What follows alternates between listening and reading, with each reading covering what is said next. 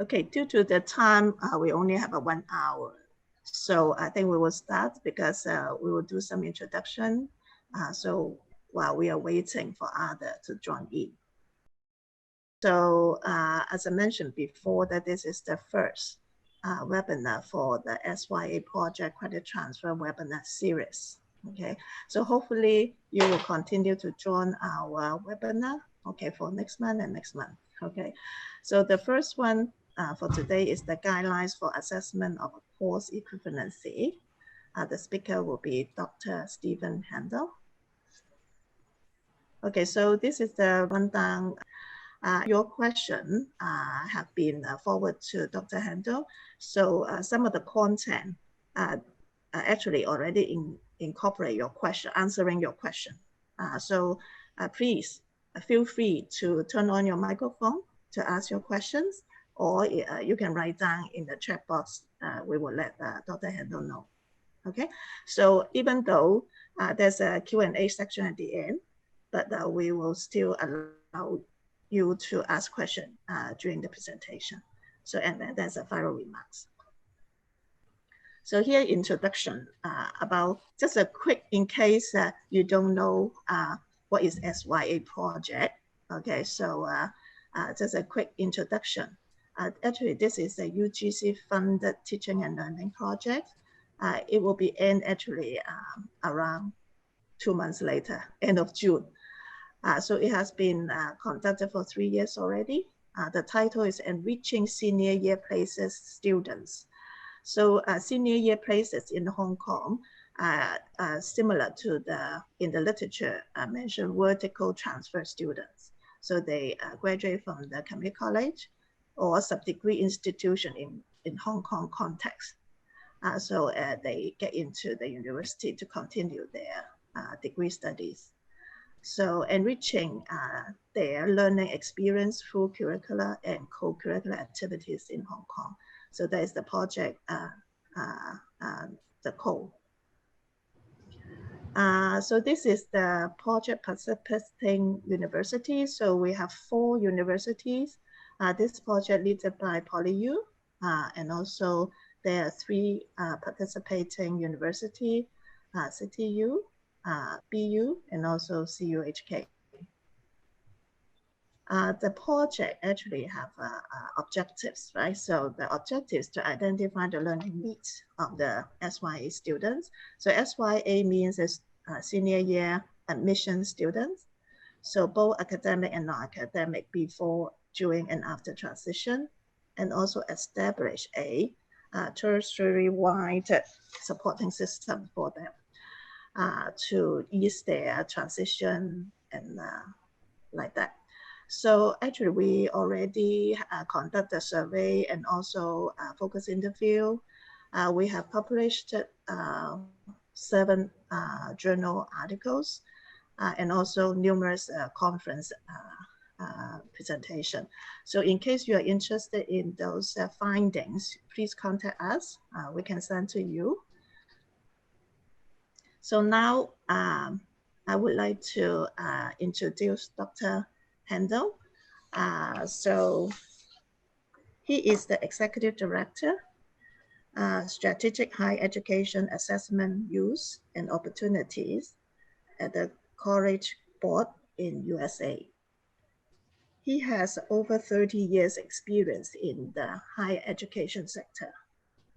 In his current capacity with the College Board, he consults with education leaders nationally and also internationally. Prior to his position, he served as the Associate Vice President, undergraduate admission of the University California system. And as a UC's first director of a community college transfer enrollment planning, where he initiates strategic enrollment policies focusing on the needs of community college transfer students. So with his experience, we are very kindly invite him to give this first speech, okay, on the very important topic that is relevant to our local Hong Kong situations. Now, may I invite Dr. Handel? Perfect. Can you hear me now? Am I visible? Very good. Okay, I'll share my screen in just a moment, but I did want you to see the photo that my good colleague Ken just presented, and to see that I'm not that young anymore. But it's a real pleasure to be here and to talk with you. Good morning, good afternoon, good evening, where any of you may be at this point. I'm calling to you from California, the San Francisco Bay Area, and it's a real pleasure to be able to talk with you today. We have an important topic we're going to address. Ken also and her colleagues have sent me some questions before, and I've tried to adapt and answer some of those questions in the presentation that we'll see in just a moment. One amendment to the Q&A, if I could, please do feel free to send any questions in the chat function while the presentation is going on. We will leave time at the end to try to get to as many of those as we can. So if I'm not being clear and a question occurs to you, do send it along in the chat. And then at the end, we can also have some Q&A more verbally focused a little bit. So with that, I'm gonna share my screen. I think this may well be the most difficult thing that I will do today. And let us just see if I will be successful.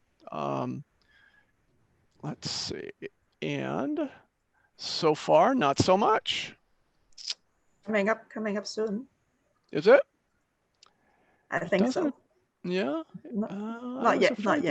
Not yet. So it says multiple participants. Okay. Hold your breath, folks. This is what we do in a COVID universe right now, is we worry about Zoom most of the time. Well, you know what? I am not. Can you see it? I can't. Not yet. Hang on just a second. I'm going to try something else here. Okay, we got that. Okay. Now I'm going to try. So you did it before. So I did, yeah. And it is a real problem. I'm wondering if we could post it from your end at this point, because it just doesn't seem to be coming up on my end. Okay. Do you want to give it a last try? I will give it a last try. Let's see. I'm going to try that, and we're going to. Who knows? It is the magic of. No, it's from our end, so. No, I know. Thank you so much. These sorts of things happen, and I appreciate that. So that's fine. That's just the kind of world we're living in right now, and that's just fine. And I will indicate when we move the slides across. But I'm very relieved we have it up there. So again, this is guidelines for assessment of course equivalency, and I'm going to talk about California in particular because we've been grappling with the notion of course equivalency and credit transfer for many, many years. In fact, most of my career. The first professional job I ever had was with the University of California, and I was their articulation officer, which is a term of art you may not be familiar with, but essentially, I was granted the power by our faculty to review courses that came from our California community colleges to see if they would be equivalent to the University of California. And I was just a pup then. I didn't understand a great deal of what was going on, but I benefited greatly from the rules and the regulations and the work of my faculty in setting down some policies. And I want to share those with you because they're not complex, and you might even think, well, they're rather straightforward, but they've served us very, very well over the decades in helping students understand how credit can transfer from one institution to another. Why don't we go to the next slide? So this is from Doug Shapiro. He's at our National Student Clearinghouse. He basically knows where all the students are going in America at this point. And this is a quote from a recent book that my co-author Eileen Strempel and I recently published. He said, over 1/2 of students on a typical campus at any given point in time are mobile students. They either came from somewhere else, will go somewhere else, or both before finishing a degree. And this has become more and more true in the United States. And I think it's something that's going to be key and important to institutions around the world as we work globally, as we're doing this evening or this morning or this afternoon, on this important topic. Next slide. So for our discussion today, here's just a little bit of an outline. I want to talk first a little bit about the present circumstances we're in and why credit transfer policies are going to be more important than ever. We'll then talk about some of the, well, advantages for institutions that do credit transfer well, along with some of the constraints and the parameters that are problematic. In other words, it's not an easy task to do what we need to do on behalf of students and our colleagues, but it's work that I think as a result of this discussion and others will be key. Then I'm going to spend most of my time in a case study. I'm going to talk a little bit about the California credit transfer model.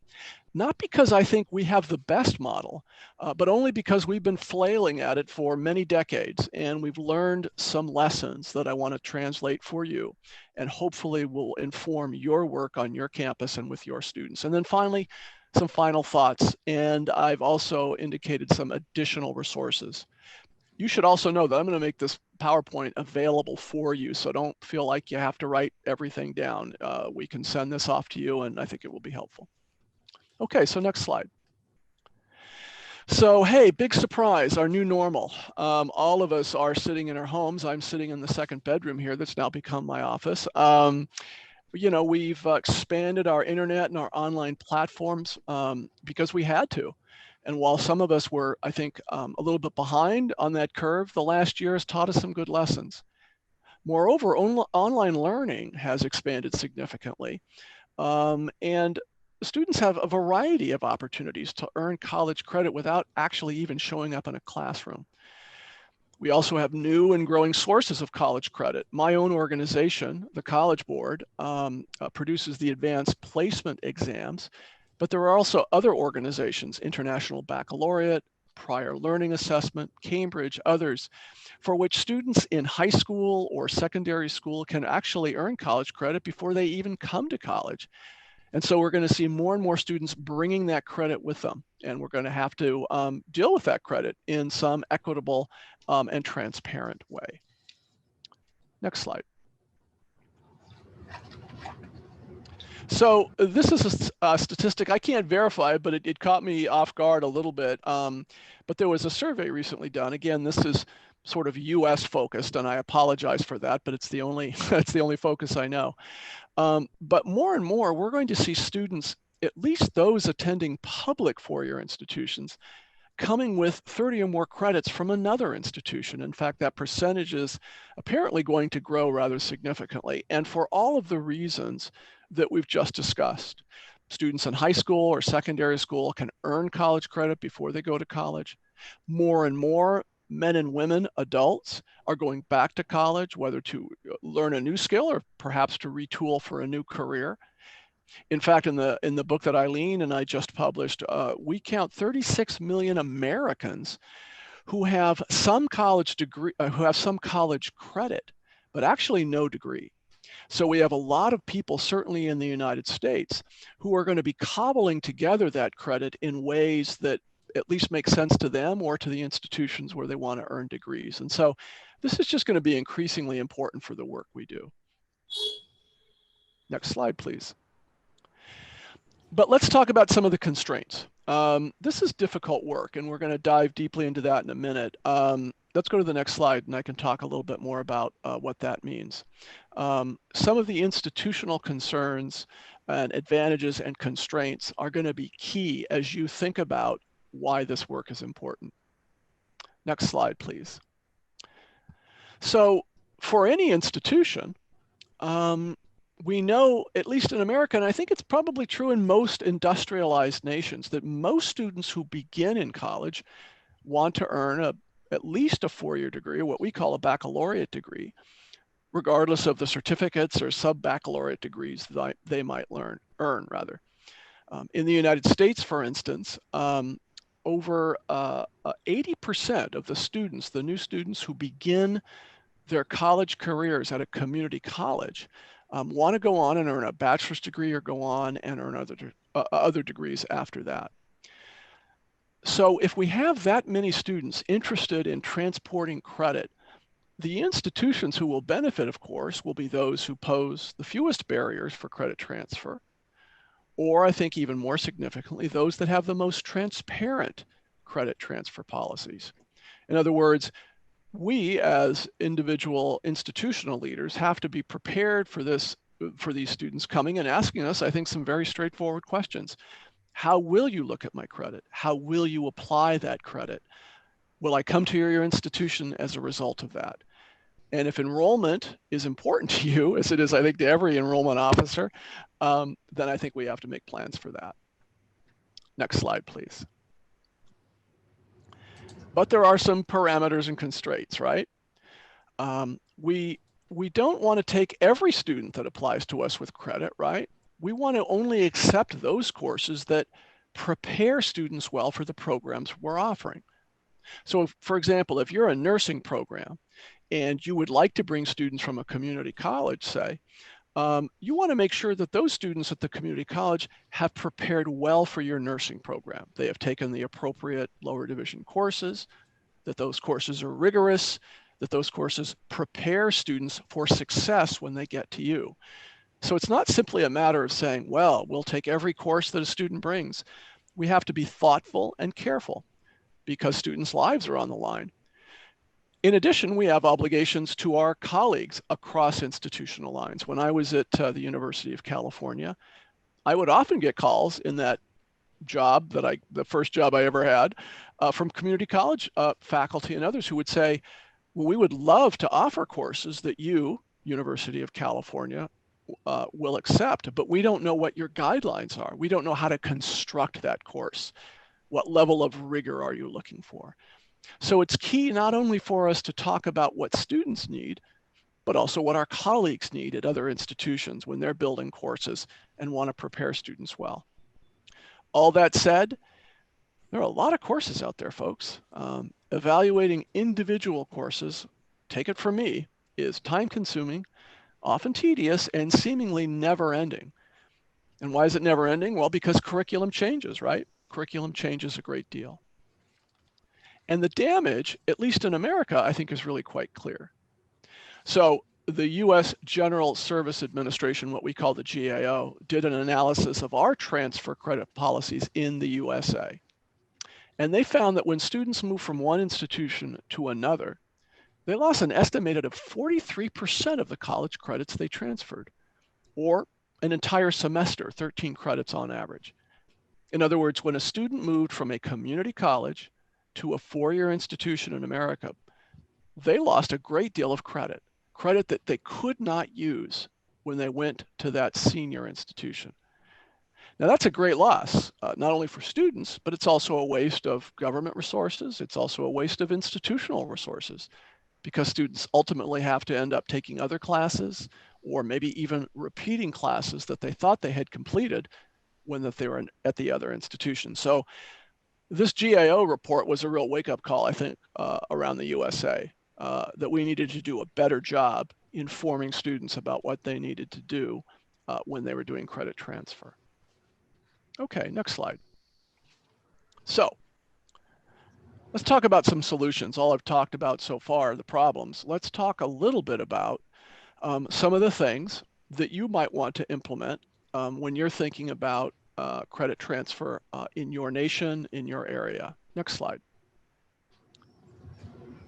So a little history, just so you know the scope of the issue, the variety of courses we deal with just in California alone. The California Master Plan was put together in 1960. And what the California Master Plan said was that students who begin at a California community college, and those are the colleges that are on the left of your screen there, there's 110 of them, by the way. Those students have a right, if they take the proper courses and get and earn appropriate grades, to transfer to any one of the 9 University of California campuses. That includes UC Berkeley, UCLA, and all the others that you see there. In addition, that master plan said, not only do they get to transfer, for every 2 freshman students you take, you need to admit at least 1 transfer student. So that's a huge number of students coming from 110 community colleges. So even back then, we had to figure out a way to manage the credit transfer between 110 colleges, all of which had a full complement of courses, to each of the 9 campuses of the University of California. That's well over 250,000 separate courses. And if we didn't have policies, then it would be chaos. Fortunately, we do have policies, and that's what I want to talk about now. So let's go to the next slide.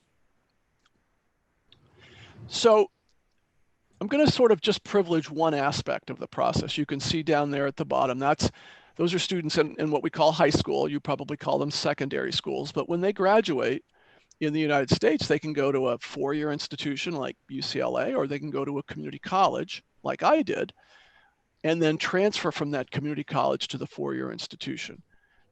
Well, you see where that blue arrow is pointing. That's where the biggest demand occurs with us. And that's the place where students get tripped up more significantly than any other place in the pipeline. And that's what I'm going to focus on now. So here's some model components I want you to follow along with me about. There's really 5 things that have to be in place that will help, I think, smooth the transfer between students and institutions. Next slide. So for the University of California, there's 2 basic principles. We will take any course that's offered on our campuses. So in other words, if the University of California offers Biology 1, Introduction to Biology, and a community college offers a similar course, well, then automatically we're going to take that course. Now you might see that's kind of self-evident, but interestingly, most institutions don't have a policy like that. What this policy basically says is, if it's good enough for us, it's good enough for the other institutions as well. Now, if a course is not equivalent to a UC course, let's say they have a Biology 10 at a different school, we then use a different set of metrics to determine whether or not that particular course is appropriate for a university degree in terms of purpose, scope, and depth. But I must tell you, these 2 relatively straightforward policy levers actually pretty much account for a great majority of the courses that we will review. Next slide. Practice and policy. So then the university takes one step beyond. And by the way, you can Google any of this and you will find it. So it's sometimes the lettering is a little hard to read, but you can pull this up right from the University of California website because they want to make it as transparent as possible. So in addition to the 2 policy levers that I just mentioned, there are then some specific credit practices that we make folks aware of.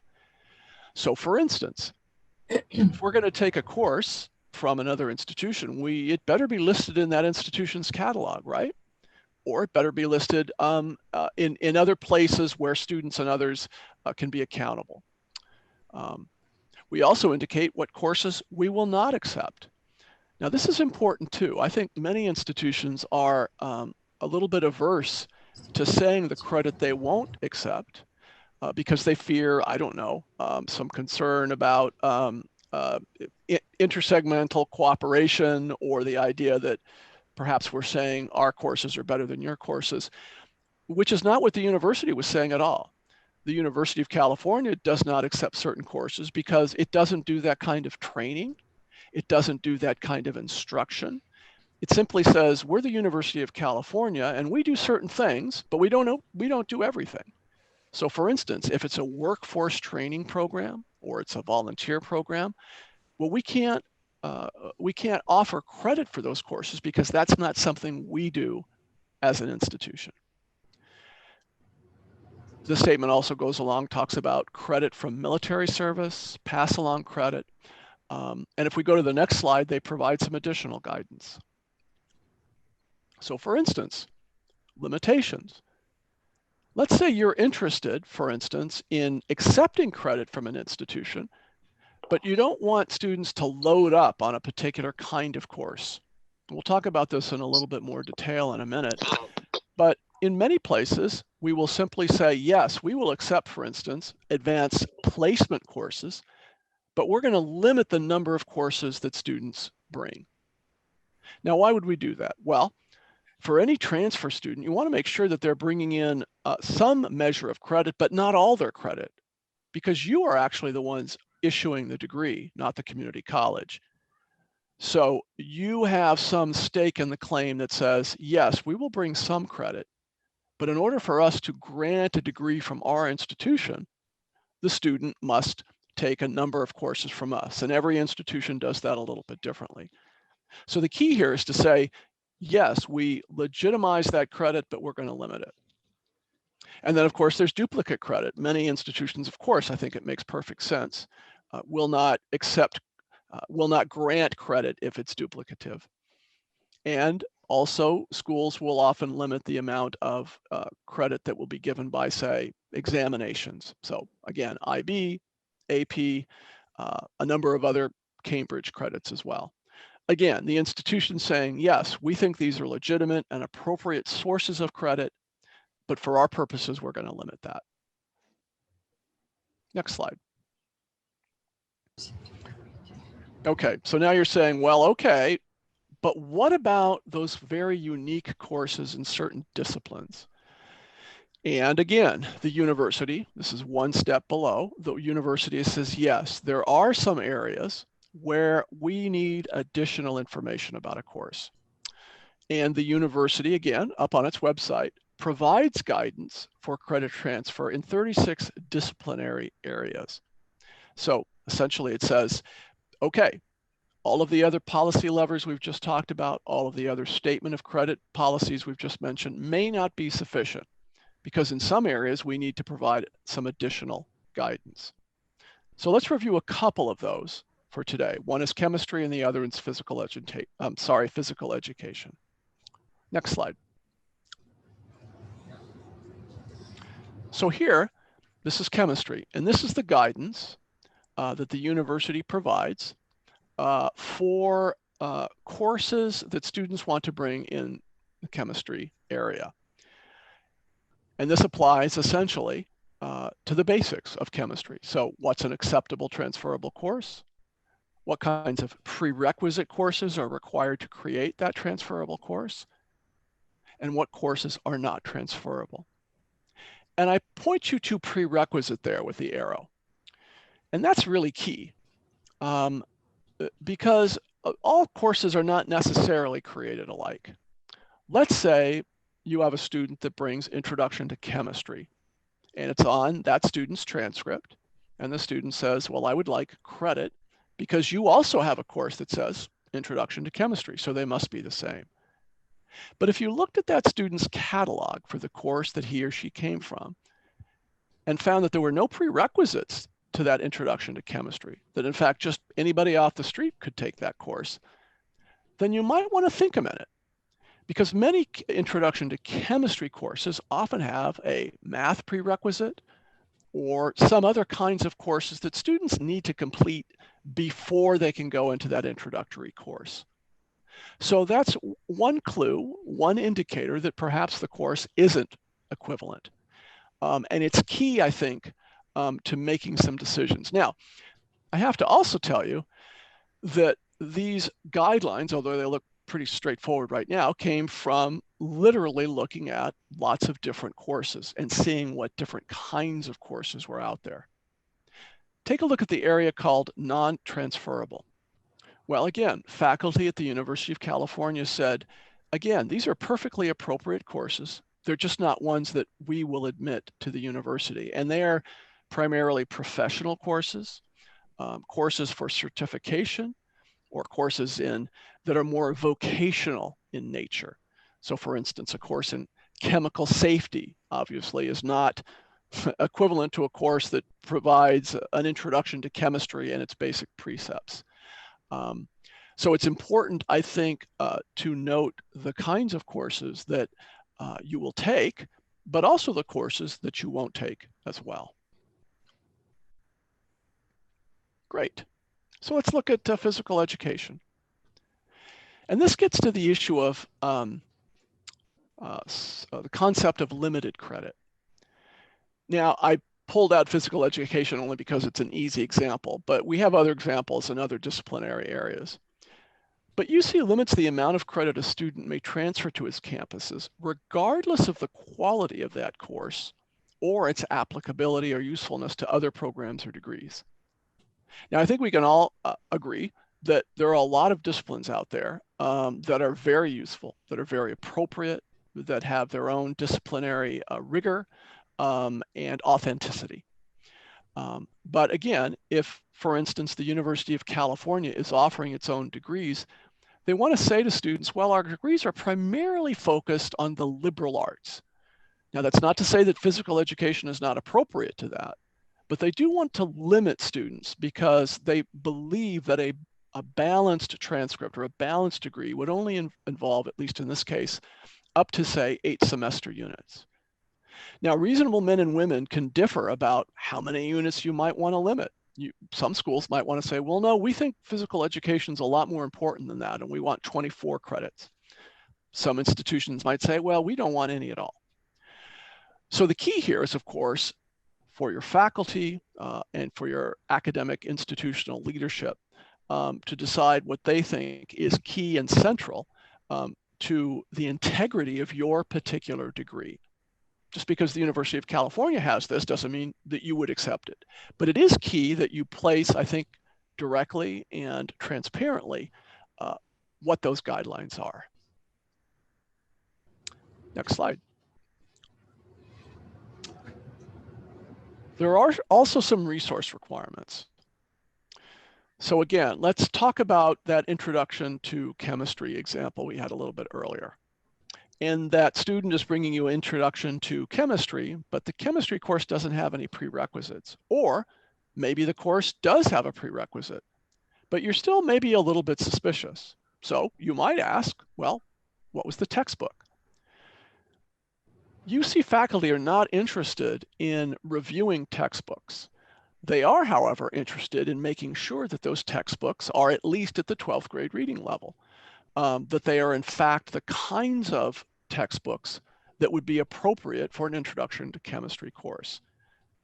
So again, they don't want to get into all the details. There must be, dozens and dozens of different introduction to chemistry courses, but if they're not at that reading level, that's going to be a problem.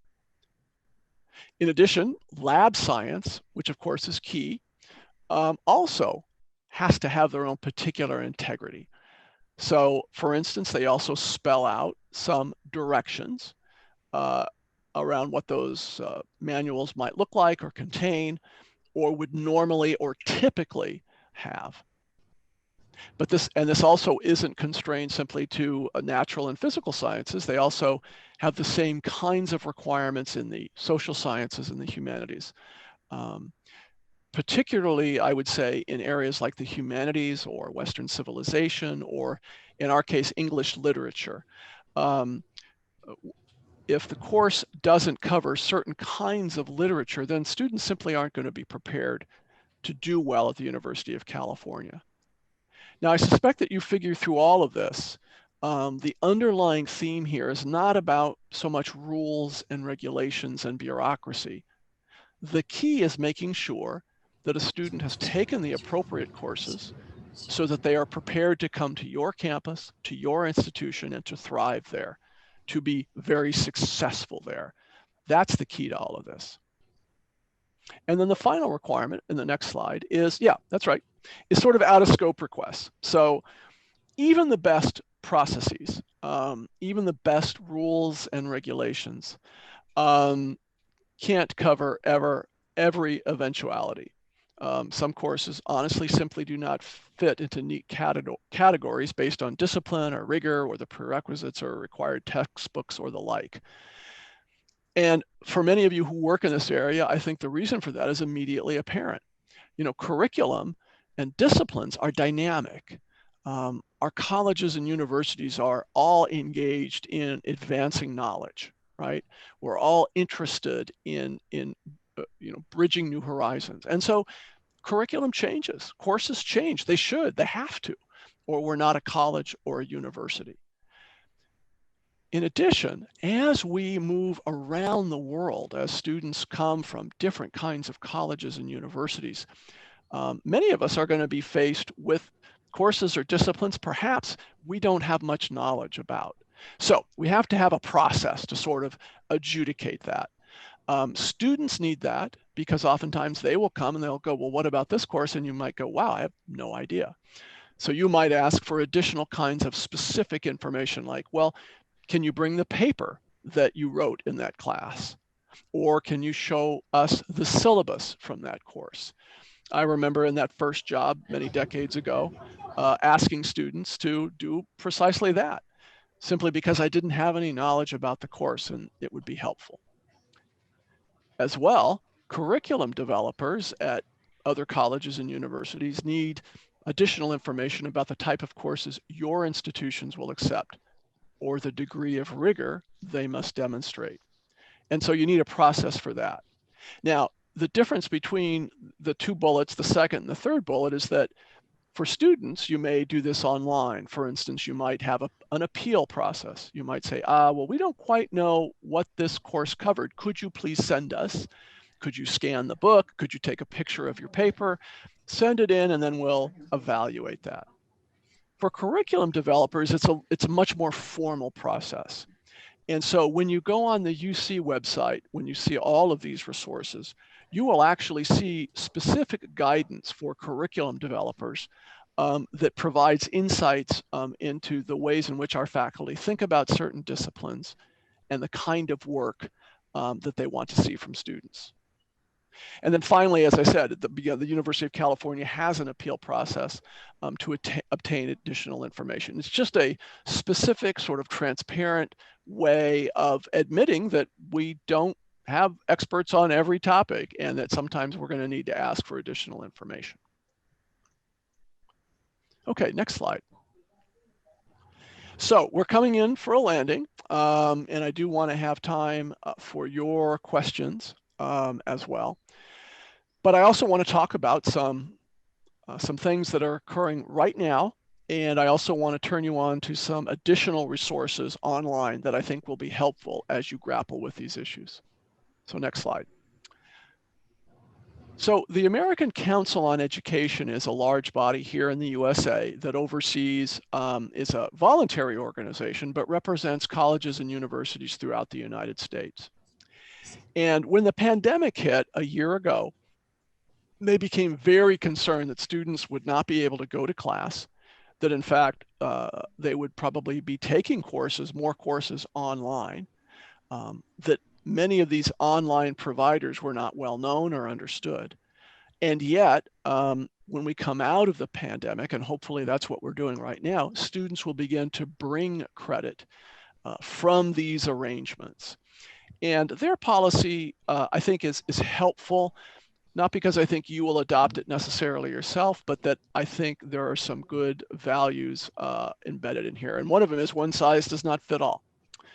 And I quote from them, "We do not believe that there is one approach or one system that should apply to how institutions evaluate and accept credits." So each of you has a unique standing. You're in a specific country, you're a specific kind of institution, you have different kinds of authority. Maybe you have a Ministry of Education, or maybe you have a local faculty control. Whatever it may be, you need to honor that process.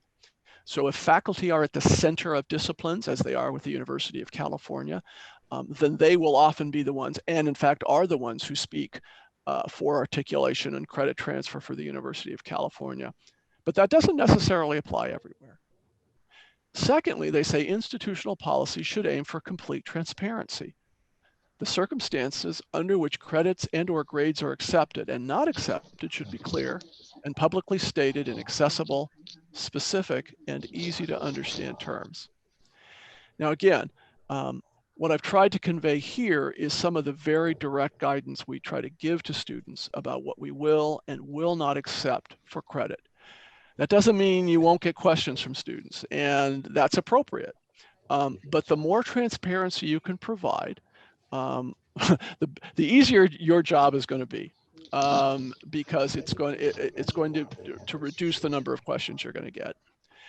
And then finally, students and their families need clear, timely information on which to make decisions. And that's going to be key as well. Because if a student's making a decision to come to your institution, well, they need to know whether or not you're going to take that credit, right? And they're going to make a decision about that. Now, I have to say, regrettably, in the United States, there are some institutions, for instance, who will admit a student but will not tell the student how much credit will transfer until after the student's already enrolled. That certainly happened to me many decades ago when I transferred from a community college to a four-year institution. Now, as it turned out, I planned well and I didn't lose many courses, but it was a bit of a rude awakening to begin my first term at the receiving institution and not know how my credits at the community college would transfer. So to the extent you can clear that up, the better position you're going to be in, your institution as well as the students who come, because clearly and keenly, they need that information to make good decisions. Let's look at some of these resources. And again, everything's on the web. I throw these out at you, not because every single one will be appropriate, but some will. For those of you who are at the wonderful conference that my colleagues put together last November, time flies. One of the things we talked about was Project Assist, ASSIST, which is California's articulation system. And there's a wealth of information up there. Go to assist.org. And you'll be able to see how we articulate courses. You'll see the ways in which courses are applied among and between institutions. Again, not because you will copy it, but I think there's some good lessons to be learned there. The American Council on Education report that I just quoted from, well, that's here there, Reimagining Transfer for Student Success. The National Task Force on the Transfer and Award of Credit, I think is extremely timely right now because they actually conducted this report in the midst of the pandemic. So a lot of their recommendations are born out of the disjunctures and concerns that students have right now about how their credit will transfer. I'll also turn you on to the California Intersegmental Articulation Council. That's the banner at the top. They have an articulation handbook that is easy to understand, straightforward, that may be useful for you as you begin to marshal your resources and develop policies of your own. And then finally, Beyond Free College, Eileen Strempel and myself put this book together. It just came out last month. I'm not plugging the book, but we do talk about prior learning assessment. We do talk about all the ways in which students are bringing credit from high schools to college. And so that book may be a good primer for you who are starting out on this particular process and who are beginning to develop this particular issue or to develop policies. I think more than ever, Ken and I and others in this group have been talking about the resources around the world that people are relying on. And what's so great about the internet, of course, is that we have this opportunity to connect, and there are a lot of good resources. The reason, again, why I press the California resources on you is not because I think they're the best, but because since 1960, we've been trying to refine these policies in ways that make sense for students, as well as make sense for faculty, and smooth the relationship between two-year colleges and four-year colleges. So I think some of this will be useful. Okay, well that's the, oh, right, and there's one last thing. Oh yes, couldn't resist. If you want to know more about Transfer in America just in general, these are a series of monographs available on the web for free that we put together at the College Board a little while back now.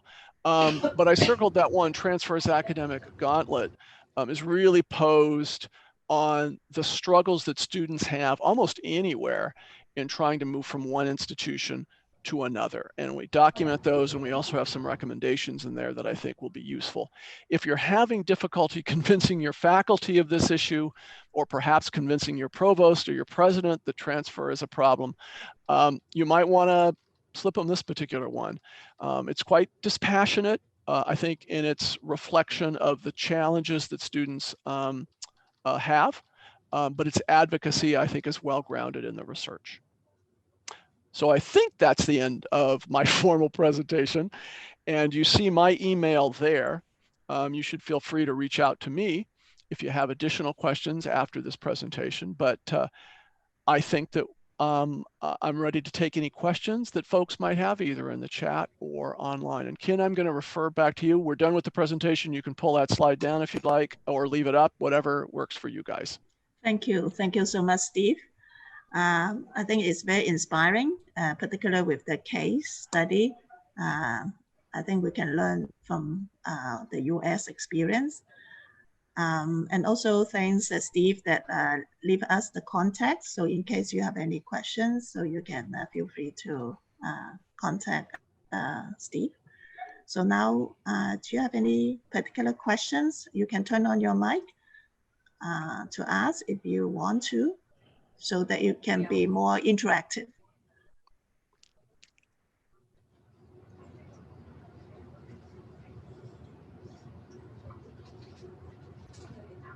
Any particular questions? So maybe I start first then. So thanks, Steve. Because a Sure. particular interest that like in your chemistry, that case studies, and also the PE, it seems like that the guideline is kind of general. Only if needed, then you will go to look at, required to have the syllabus to look at the intended learning outcomes. So normally, will not need to go into that details. That's correct. Yes, and that's a really important point. Thanks for bringing that up. I remember in a book chapter I wrote some time ago, many colleges and universities try to cover all their bases with credit transfer policies, and you shouldn't try to do that. Most of the time, 80% of the time, they'll be covered by some very simple guidelines that you see here.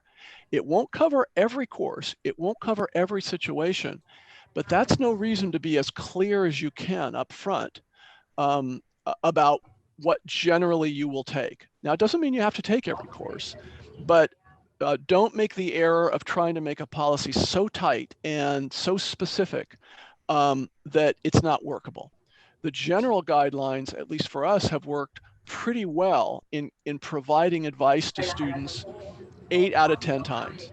And you're right, Ken, most of the time, we almost never ask for a syllabus. You know, a student has to petition, you know, for those kind of strange offbeat courses, but it doesn't happen as often as you might think. So simple is best. Good to hear that. But yeah. I think probably in the perspective of our colleagues, like when we consider credit transfer, the equivalency, I'm not sure for the colleague that joined the webinar right now, but in my situation, so actually the first thing we will ask is the syllabus to look at all the details. Some colleagues actually will think that like almost 100% similarity, then we'll consider like the credit values, number of hours, all sorts of details. So is it too much? If you have the time to approach every course in that amount of detail, by all means, go for it. You will certainly be thorough, and it will be careful, and you will be making not a mistake doing that at all, because you're really helping the student. I think what might be problematic is if you have a lot of students not sort of making that grade.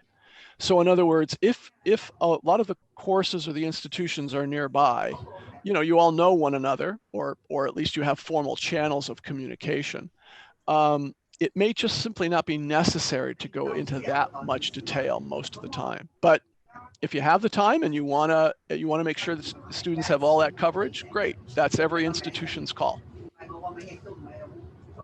I will tell you that at the University of California, when students would transfer, we were in effect less concerned, and concern may not be the right word, but less concerned about the general education courses, more concerned about the courses that prepared the student for the major.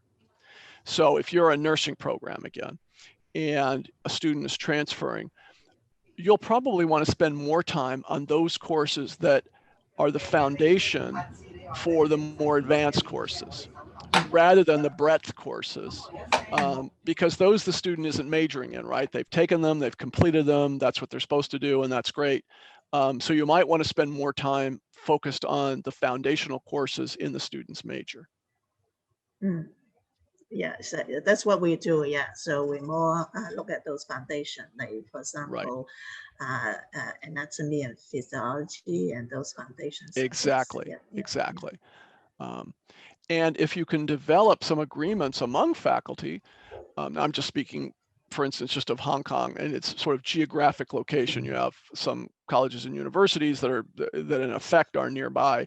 If you can develop certain agreements across, because you know the faculty or you've met with faculty with one another and you understand the rigor and you understand, you know, that cooperation, that can go a long way to simplifying the process. But I do understand that if it's a course from another country far away, you probably want to attend to a little bit more rigor. Okay, yeah, so thanks for bring up the agreement matter. So I think one of our webinars that will be on that matter later. Yeah, okay, so we will discuss that in details. So may I ask the colleagues, do you have any questions? I know that probably Steve already covered most of the questions that colleague raised before, but if you think that you have further questions, then please feel free to ask. Yeah, all of the questions that were sent before were very, very helpful, and I think also indicated, I think, well, some of the complexities of this process. I certainly don't want to indicate that this is an easy process, particularly if there's been no work in that area. But I do want folks, if there's one theme that comes out of this, it's the theme of making sure that students are communicated to transparently and well. If only, even if the news is not good, if you know what I mean, even if the news is no, we're a much more rigorous institution than your courses indicate. Students need that information to plan well. And you want them to be prepared when they get to you, and that's going to be key. And that's what undergirded all of our work at the university as well. Thank you. Any questions? May I have a question? Yeah, sure. Please do so. Thank you. Well, firstly, thank you very much for the presentation and sort of putting light at the end of the tunnel. Obviously, California and the US are at a much further ahead point than we are, for example, in Hong Kong.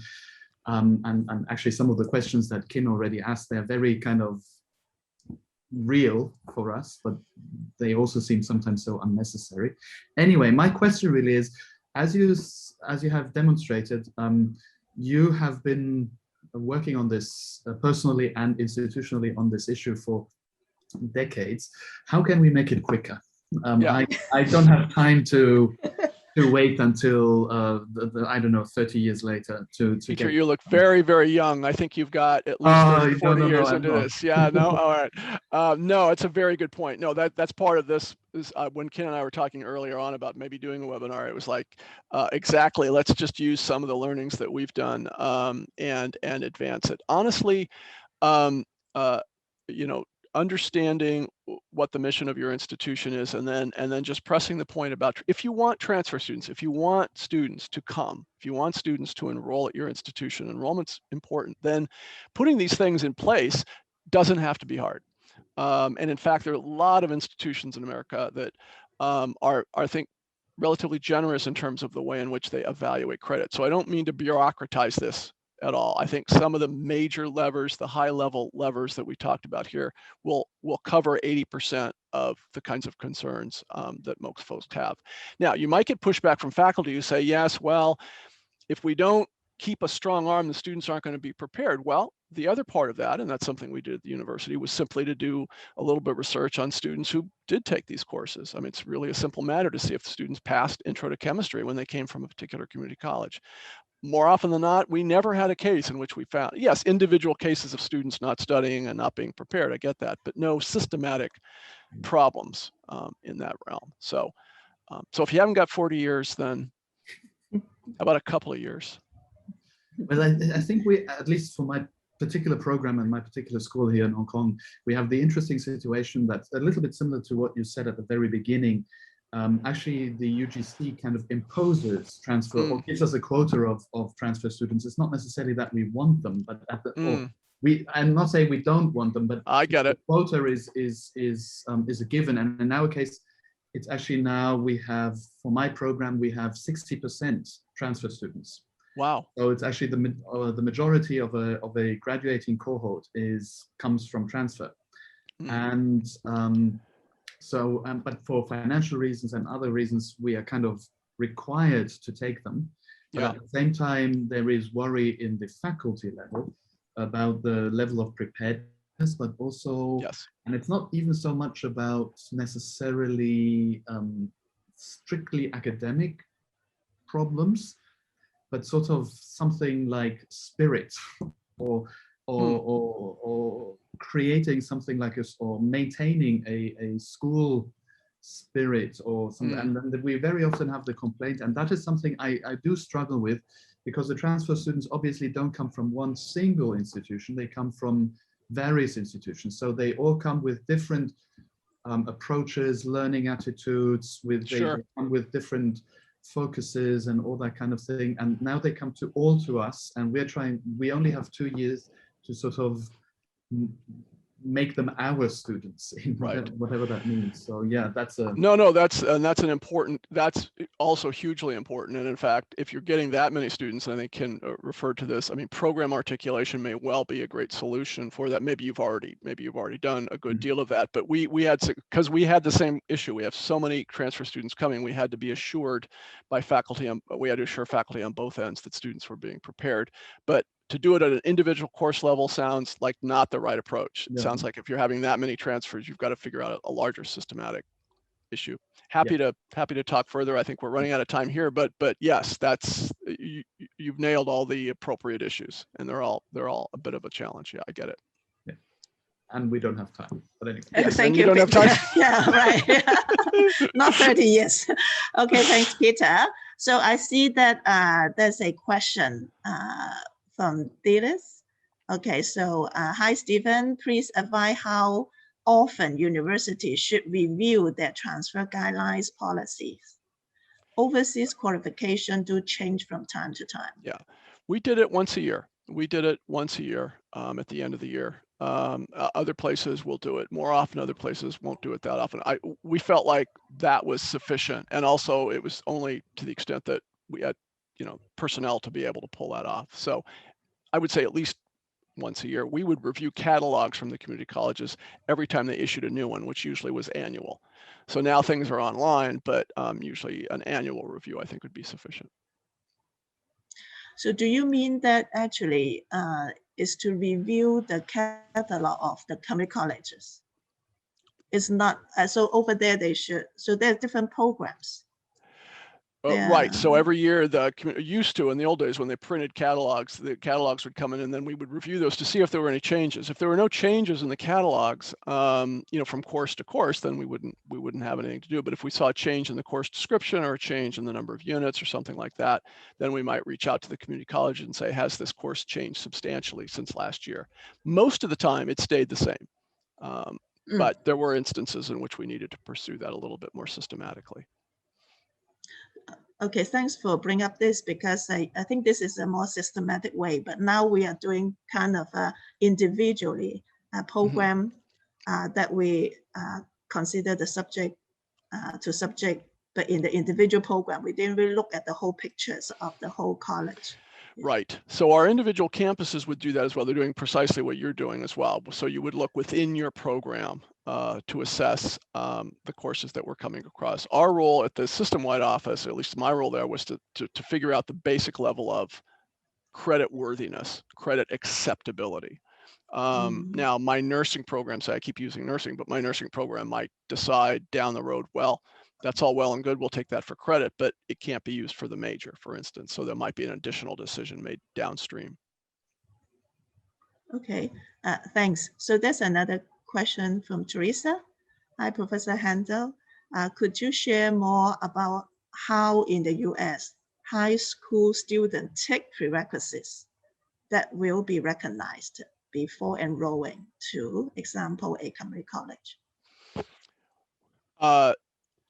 the idea of prerequisites was just around what the course itself required. So in other words, if you're at a community college and a student hasn't taken a certain prerequisite, then the college or even a four-year institution normally will not let the student enroll. Our use of that criterion is simply to say that prerequisite defines for that course, subsequent course, a level of rigor that it might not otherwise have. So, for instance, if you're going to take Physics 1, most Physics 1 courses, at least at the University of California, require that you've done calculus already, right? So we would look at that community college and say, do they require calculus before they can get into their physics course? And that would define the rigor of the subsequent course. Okay. Thank you. Yeah.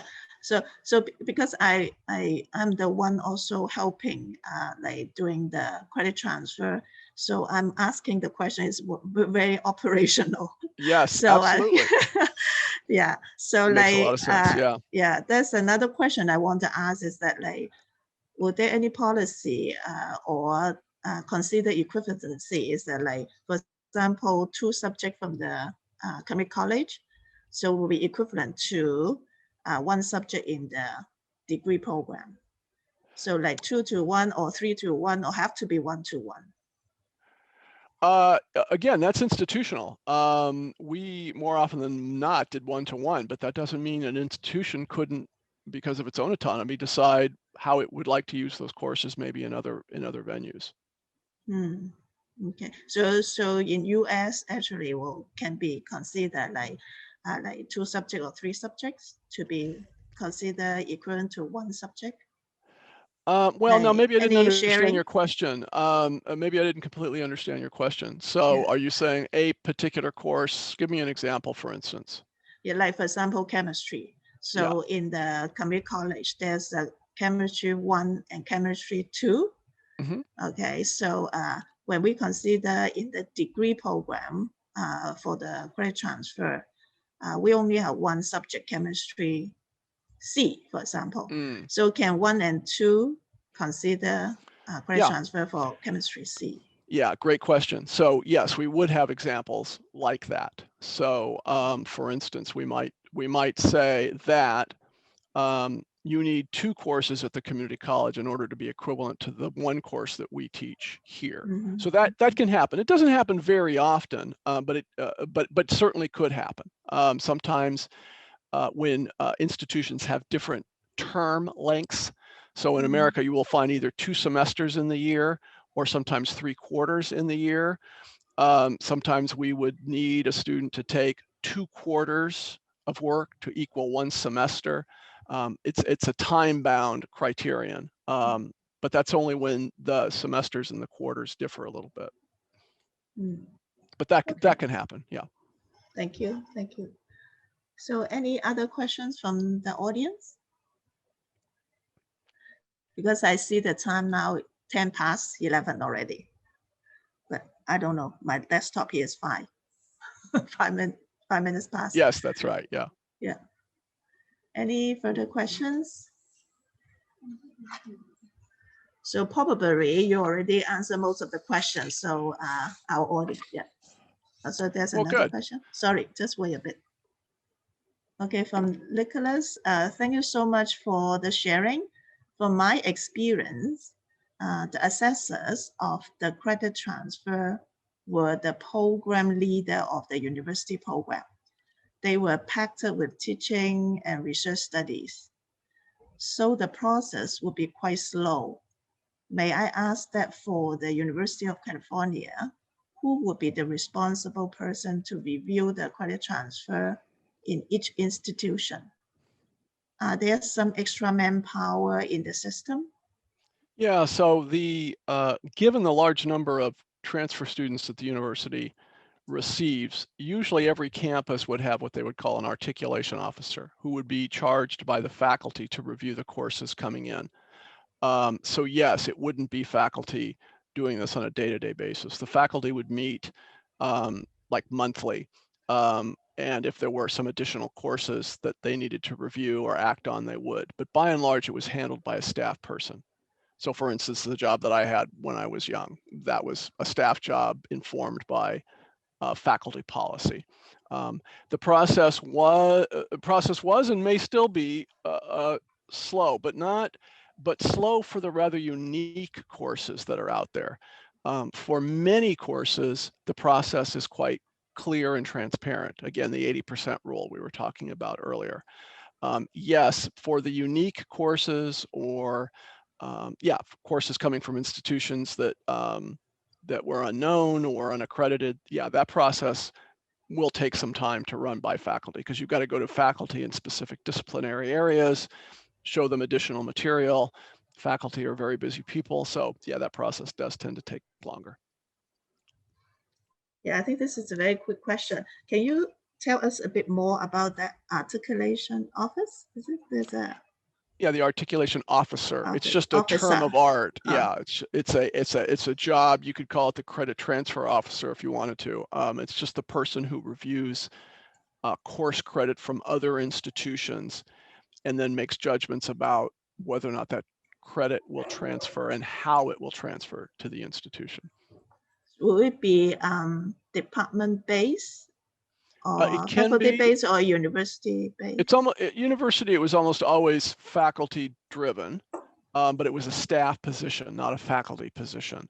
So, usually it was one articulation officer for the entire campus, not one for every single department. Okay.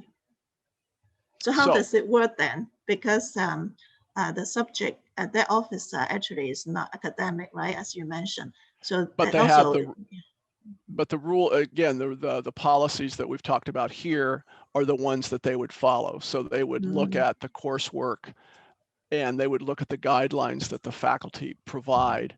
Now, there would be times when they might say, gee, I don't know how to decide this one. And they would take it to like the introduction to chemistry. Maybe they'll see that, wow, this course doesn't have a prerequisite, but it looks like it's, it's rigorous. So she or he might call up the representative faculty person and say, what do you think about this course? But most of the time they acted on it using the guidelines we've talked about here today. Thank you. So there's another question. Sometimes we will review students taking a qualification few decades ago, and we can't find any information of that qualification as it may not use credits at all at that time. How can we assess this kind of qualification?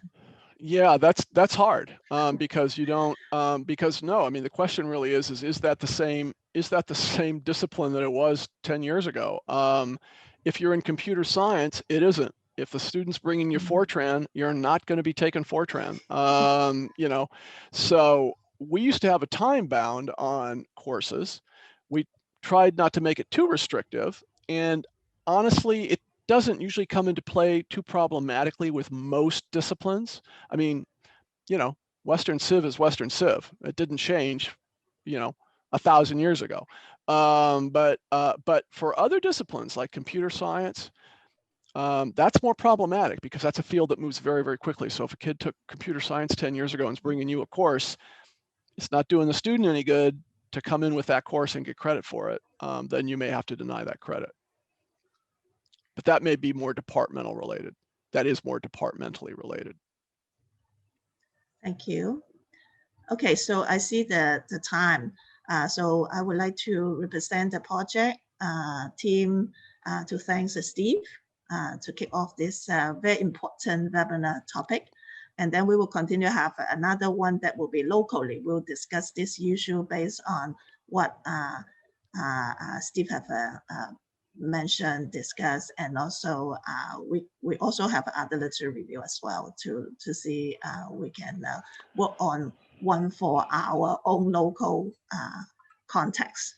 Okay, so yeah, so the third week, I think we will send out our promotion material to you all again and also promote it because I think we'll be April 22nd, I think. We decide, but we will confirm it later. Yeah, so and then we will have another webinar, communication mechanism between institutions. We will also have an overseas session and then local section. And then the last one, as Steve mentioned about agreement. So establishment of the MOU, okay, between institutions. Also, we will have an overseas section and local section. So hopefully that we can, based on this webinar, to start with what we can do locally. Of course, it won't solve the problem immediately in this year, but probably, hopefully, will not like another 30 years. Hopefully, few Hopefully years. not. Yeah. Yes, exactly. Yeah, Exactly. quick way. Yeah, like Absolutely. Peter mentioned. Yeah. I'll Okay. get right on that. Yeah. Thank you so much, Steve. Yeah. It's great to see you all. Thank you. I really enjoyed it. Yeah, so please feel free to contact Steve in case, and also contact us if you need it. So I would like to also mention about what we're going to do, contact you again for the questionnaire that, to collect your feedback. That's very, very important. So we will send you a post-webinar email to invite you to complete the feedback. And we'll also provide you a certificate, appreciate your attendance. So it will be the e-certificate now, yeah.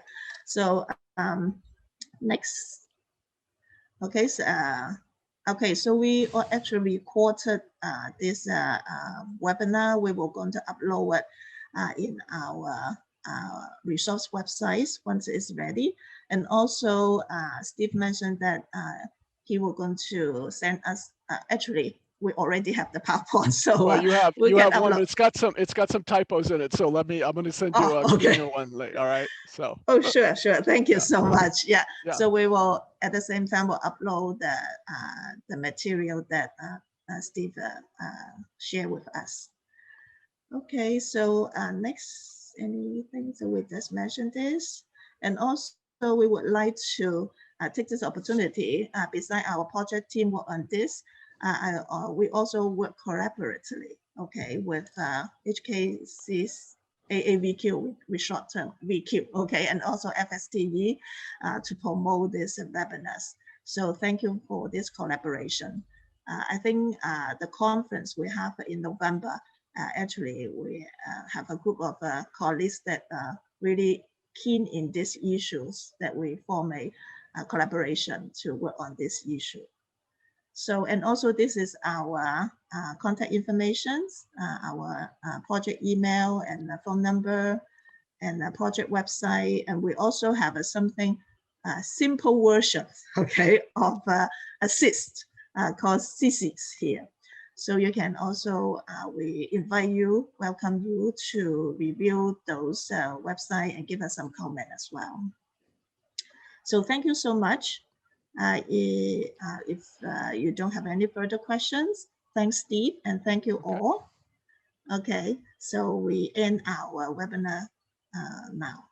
So here is the evaluation form. Bye-bye, Steve. Thank you. Bye-bye. Bye-bye.